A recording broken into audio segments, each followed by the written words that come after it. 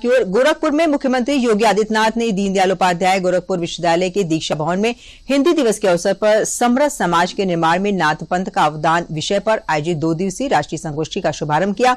इस दौरान मुख्यमंत्री ने उद्घाटन सत्र में 3 पुस्तक और पत्रिकाओं को विमोचन भी किया। डॉक्टर पद्मजा सिंह द्वारा लिखित नाथ पंथ का इतिहास तथा महायोगी गुरु श्री गोरक्षनाथ शोध पीठ की पत्रिका कुंडलिनी का भी विमोचन किया। इस अवसर पर मुख्यमंत्री ने कहा कि ज्ञानवापी को विश्वनाथ धाम बताया है। उन्होंने कहा कि ज्ञानवापी ही विश्वनाथ धाम है, इसे मस्जिद कहना दुर्भाग्यपूर्ण है। उन्होंने ये बात आदि शंकराचार्य की वाराणसी में भगवान सदाशिव द्वारा परीक्षा लेने की एक पुरातन कथा का वर्णन करते हुए कही।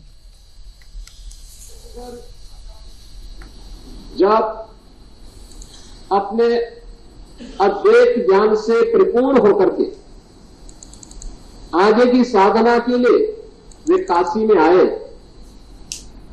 तो काशी में साक्षात भगवान विश्वनाथ ने उनकी परीक्षा लेनी चाहिए और उन्होंने इस बात को देखा कि प्रातः काल जब ब्रह्म मुहूर्त में आदि शंकर गंगा स्नान के लिए जा रहे होते हैं, तो वहां सबसे अछूत कही जाने वाली एक सामान्य व्यक्ति के रूप में वह उनके मार्ग के सामने खड़े हो जाते हैं।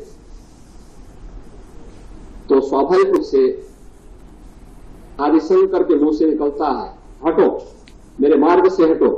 तो सामने से जो चंडाल होता है वह एक प्रश्न पूछता है